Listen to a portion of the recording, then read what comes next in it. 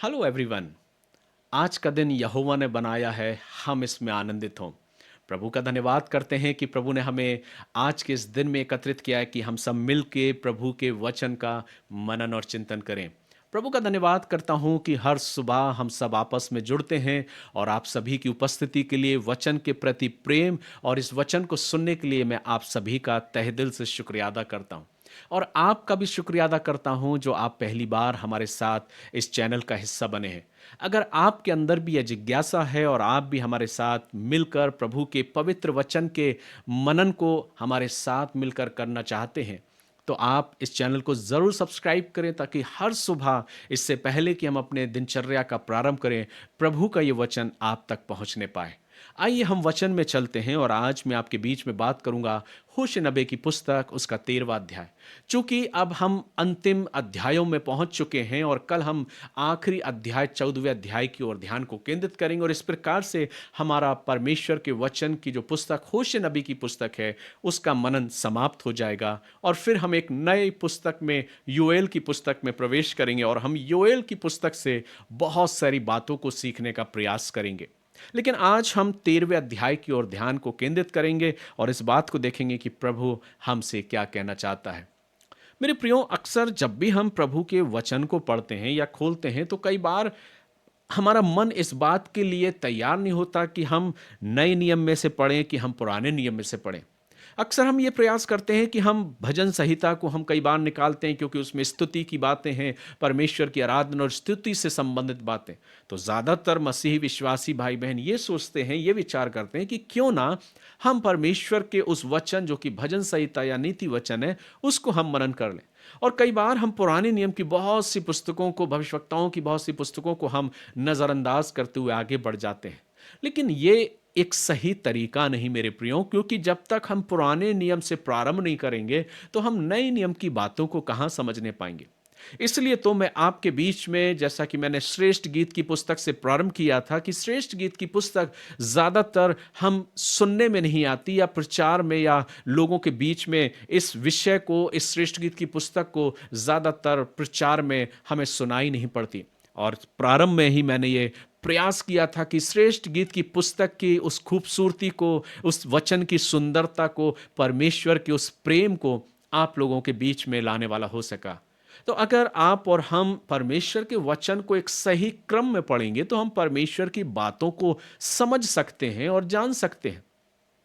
और इसलिए इससे पहले कि हम पर किसी पुस्तक को पढ़ें, हमें उस पुस्तक विषय से प्रेम करना पड़ता है, उसके प्रति अपनी जिज्ञासा को हमें लाना पड़ता है। अगर हम परमेश्वर के वचन के प्रति, जो प्रभु का वचन है, अगर इसके प्रति हमारे अंदर वो प्रेम नहीं है, वो जिज्ञासा नहीं, तो मैं इस बात को कहूंगा जो कदापि हमारे लिए सही साबित होगी कि ये पुस्तक सप्ताह भर जहां पर आपने रखी थी वहीं रखी हुई नजर आएगी।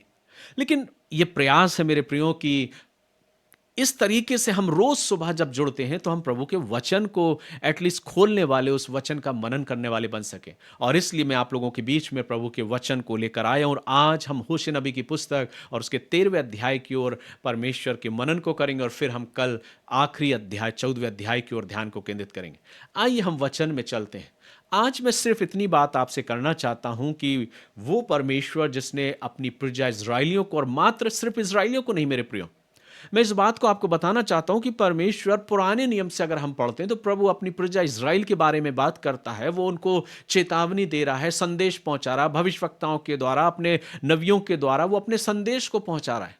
लेकिन कई बार परमेश्वर के संदेश को लोगों ने अवहेलना करी। उसकी जो प्रजा थी, इज़राइल जाति, उन्होंने प्रभु की अवहेलना करी और उसको नजरअंदाज कर दिया। और इसलिए प्रभु को यह भाया कि वो अपने संदेश को अपने भविष्यवक्ताओं के द्वारा उनके बीच में पहुंचाए। और कितने भविष्यवक्ता खड़े हुए जिन्होंने प्रभु के उस संदेश को, जो पुराने नियम की पुस्तकें उसमें हम देखने को मिलता है कि प्रभु हर हाल में अपने संदेश को पहुंचाता है। लेकिन यह सिर्फ पुस्तक और यह संदेश सिर्फ परमेश्वर की वो प्रजा इज़राइलियों के लिए ही नहीं है, क्योंकि हम और आप मसीही में बुलाए गए हुए हैं। क्योंकि प्रभु ने पहले भविष्यवक्ताओं से, जैसा कि हम पढ़ चुके, कि वो धीरे धीरे अपने भविष्यवक्ताओं के द्वारा बात की और वो स्वयं फिर अवतरित हुआ देह धारण करके। और इस बात को हम नए नियम में जानते हैं कि प्रभु किस प्रकार से हमारे और आपके बीच में एक मनुष्य का रूप धारण करके संसार में आया। तो जब हम पुराने नियम को पढ़ रहे हैं मेरे प्रियो, तो पुराना नियम इसलिए पढ़ रहे हैं ताकि हम नए नियम को समझने पाएं। क्योंकि जब तक हम पुराना नियम नहीं समझेंगे तो हम नए नियम को नहीं समझ सकते। अभी तक हम ये समझ पाए हैं कि परमेश्वर जो इतना प्रेमी और दयालु प्रभु है, वो अपनी प्रजा को किसी भी रीति से नष्ट होते हुए नहीं देखना चाहता। और सबसे महत्वपूर्ण बात वो ये है कि परमेश्वर नहीं चाहता कि मैंने तुमको बनाया है, मैंने तुम्हें अपने हाथों से रचा है, मैंने तुम्हें जीवित प्राणी बनाया है क्योंकि मैं जीवित हूं। क्योंकि वचन कहता है जैसा मैं हूं वैसा ही मैंने तुमको निर्माण किया, मैंने तुम्हें रचा है। क्योंकि जब हम पुराने नियम में वचन को पढ़ते हैं तो प्रभु कहता, आओ हम मनुष्य को अपने स्वरूप और अपनी समानता में बनाएं। प्रभु ने मुझे अपने स्वरूप और अपनी समानता में बनाया मेरे प्रियो, लेकिन हम अपने आप को संसार में आके अपने जीवन में अपने उस पापी स्वभाव के कारण अपने स्वभाव को और अपने स्वरूप को बिगाड़ बैठे। और प्रभु ये चाहता है कि उस स्वभाव को और उस पाप के जीवन को, पाप के स्वभाव को प्रभु हमारे जीवन से अलग करना चाहता है। और इसलिए वो देह धारण करके हमारे और आपके लिए संसार में आया। वचन यहां बताता है होशे नबी की पुस्तक में, प्रभु अपने लोगों को चेतावनी देता है और वो कहता है कि तुम मुझे भूल गए, तुमने अपने अपने तरीके से अपने अपने सोने और चांदी की गढ़ कर अपने अपने लिए मेमने और मेढ़ों को तैयार किया और तुमने उन्हें अपने देवता स्वीकार कर लिया। तुम उनके सामने झुके। ये चीज मुझे अच्छी नहीं लगी क्योंकि मैंने तुम्हें बुलाया है, मैंने तुम्हें रचा है, मैं तुम्हें छुड़ा कर लेकर आया हूं। और सिर्फ इतना ही नहीं, मैंने तुम्हें अपनी उपस्थिति का एहसास भी दिलाया है। इज़राइली लोग जानते थे परमेश्वर की पवित्र उपस्थिति का एहसास क्या होता था कि जब प्रभु उस चट्टान पर या प्रभु उस पर्वत पर जब आता था तो प्रभु की उपस्थिति का एहसास लोग महसूस करते थे। लेकिन मेरे प्रियो, परमेश्वर की उपस्थिति को उन्होंने नजरअंदाज किया और अपने गुनाहों और अपने पापों में लिप्त रहते गए और वो काम किया जो प्रभु की दृष्टि में गलत था। और इस प्रकार से प्रभु ने अपने आप को उनसे विमुख कर लिया, जो कि हम मलाकी की पुस्तक में जब हम आएंगे तो हम देखेंगे कि उन 400 साल का वर्ष जो है वो प्रभु ने बिना किसी के द्वारा भी कोई बातचीत नहीं करी, जिसको साइलेंट टाइम कहा जाता, खामोशी का वर्ष कहा जाता है। और ठीक इतने लंबे अरसे के बाद प्रभु फिर बातचीत करता है, अपने स्वयं की देह धारण के द्वारा वो इस संसार में आता है मनुष्य रूप लेकर, और प्रभु यीशु मसीह मानव रूप लेकर इस संसार में आता है। और वो काम जो भविष्यवक्ताओं के द्वारा उस प्रेम को व्यक्त करना चाह रहा था, वो संदेश प्रभु यीशु मसीह देता है। लेकिन उसके संदेशों की भी अवहेलना करी, उसको क्रूस पर चढ़ाया गया, मारा गया, पीटा गया और लोगों ने उसकी अवहेलना करी। लेकिन अंततः लोग इस बात को जान गए थे कि ये ही परमेश्वर है और सारा अधिकार प्रभु ने इसके हाथ में दिया है, क्योंकि पिता, पुत्र, पवित्र आत्मा तीनों एक ही हैं, जो देह धारण करके हमारे और आपके बीच में डेरा किया। लेकिन लोगों ने उसे भी ठुकरा दिया। लेकिन प्रभु यही बात खत्म नहीं करता। प्रभु कहता, जितने उस पर विश्वास करते हैं वे सब परमेश्वर की संतान होने का अधिकार प्राप्त करते हैं। हमने तो अपने जीवन में प्रभु पर विश्वास करते हुए अपने जीवन को हमने और आपने अपनी जिंदगी को प्रभु के हाथों में सौंपा। आज मैं शुक्रिया अदा करता हूं। मुझे पूर्ण आशा है मेरे प्रियो कि मेरा जीवन प्रभु के द्वारा बचाया गया है और मैं अपने आप को प्रभु के निरंतर करीबी में और समीपता में अपने आप को पाऊंगा और पाता हुआ देखता हूं। इसलिए प्रभु जब इस वचन के द्वारा बात करता है तो यहां पर वो इस बात को कहता है, सिर्फ एक ही बात कह के मैं आज के मनन को विराम दूंगा, और वो ये कि 13वें अध्याय में प्रभु सिर्फ इस बात को कहना चाहता, चूंकि तुमने वो गुनाह किया कि तुमने मुझे छोड़कर अपने हिसाब से अपनी जिंदगी को जिया, तुमने आशीषों को पाया और तुमने मुझे भुला दिया, और तुमने वो काम किया जो मैंने तुम्हें आज्ञाओं में कहा था। और वो आज्ञा क्या थी? वचन कहता, मिस्र देश ही से मैं यहोवा तेरा परमेश्वर हूं। इस बात को वो भूल गए थे कि यहोवा परमेश्वर ही उनका परमेश्वर है। और तब प्रभु ने जो आज्ञा दी थी, तू मुझे छोड़ किसी को ईश्वर करके या परमेश्वर करके ना जानना, क्योंकि मेरे सिवा कोई तेरा उद्धार करता नहीं।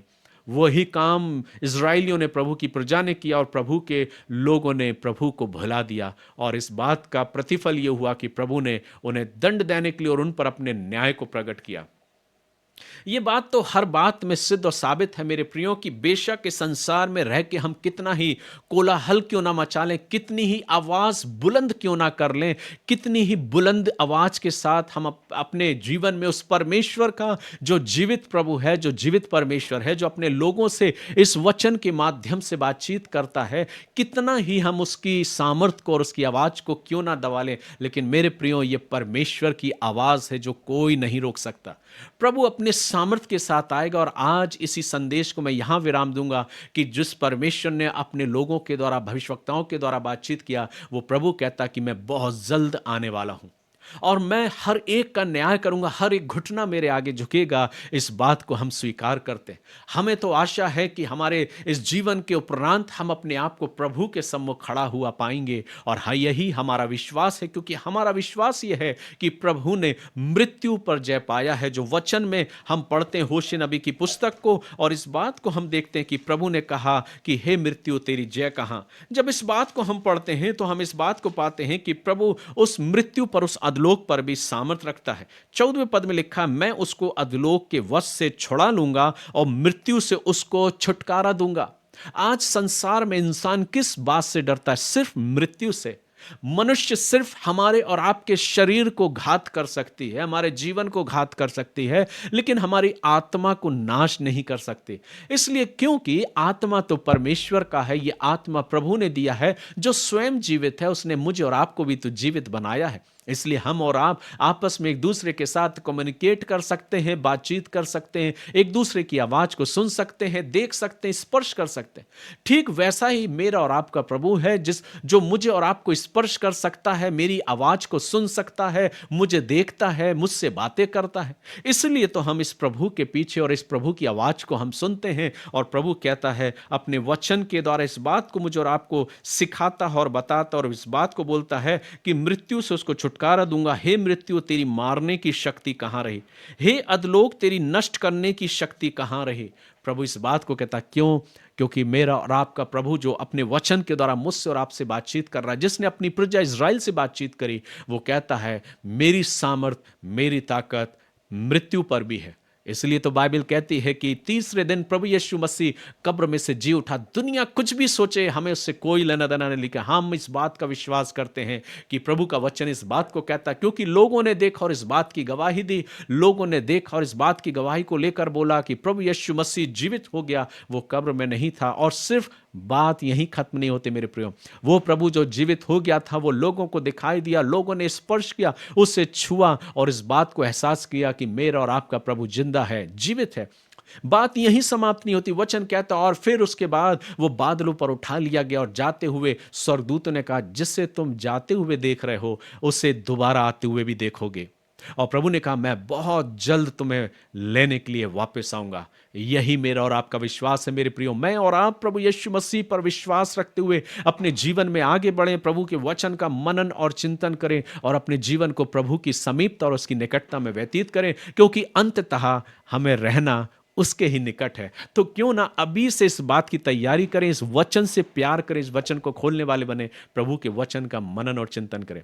प्रभु इन वचनों के द्वारा आप सबों को आशीष दे। और आज जाते जाते मैं इस बात को कहना चाहूंगा, इससे पहले कि हम विराम दें, किसी भी रीति से प्रभु के इस वचन से अपने प्रेम को कम ना करें, प्रभु से अपने प्रेम को कम ना करें और अपने जीवन के विषय में जरूर सजग और सचेत रहें। कभी भी अपने जीवन में ऐसे जीवन को या ऐसी बातों को ना करें जो परमेश्वर के वचन के विरोध में है। अपने आप को तैयार करें, प्रभु के वचन के अनुसार जीवन को जिएं। और फिर आप देखिए, अगर आप और हम प्रभु के वचन के अनुसार जीते हैं, प्रभु हमें अपनी अपार आशीष और करुणा में आगे बढ़ाता है।